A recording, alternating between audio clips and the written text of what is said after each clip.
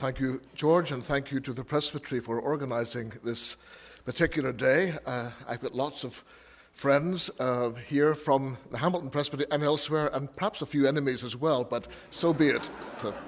We've been given a very strict time, so I'm going to jump right in. There once was an old man whose eyes blinked and whose hands shook. When he ate, he clattered the silverware, missed his mouth with the spoon, and dribbled food on the tablecloth.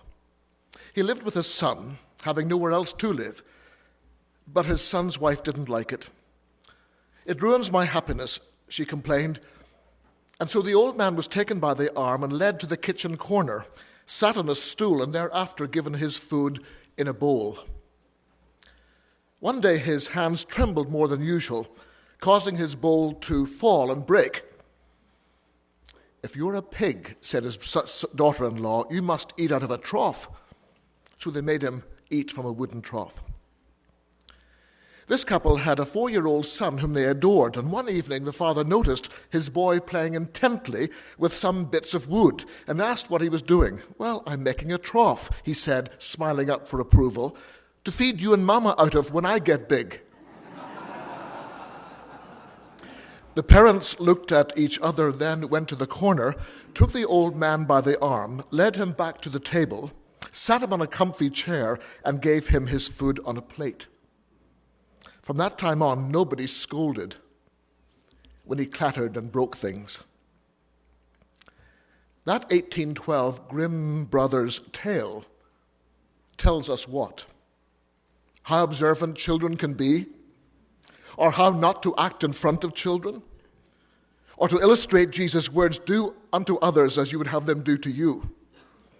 Well, my purpose in telling it is to talk this Saturday morning about sex with respect. Respect is about how we evaluate and treat other people.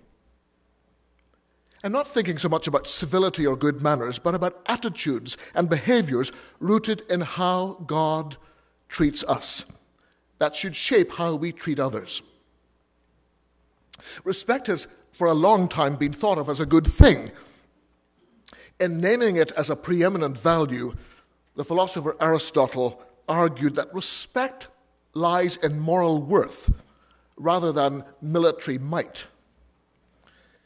But enlightened as that seems, it never occurred to us, Aristotle, to include slaves as those to whom respect was due.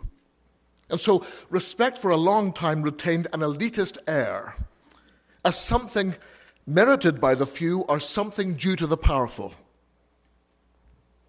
This view was finally challenged by an 18th century philosopher, Immanuel Kant, who proposed that respect is owed, as he said, to every rational human being.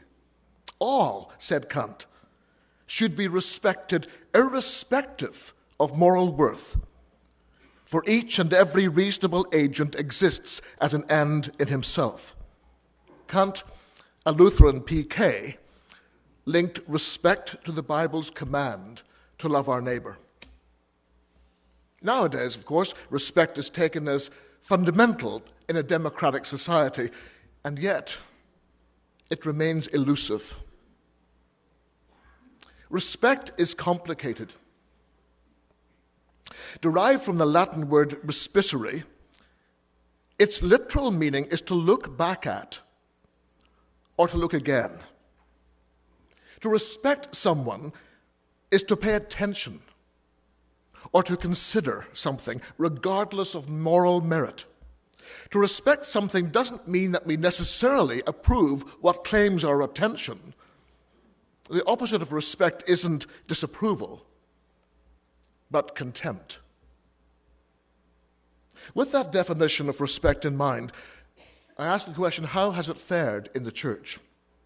Now, no doubt church history is replete with people both giving and gaining respect, and yet the church's failure to practice respect has often been spectacular.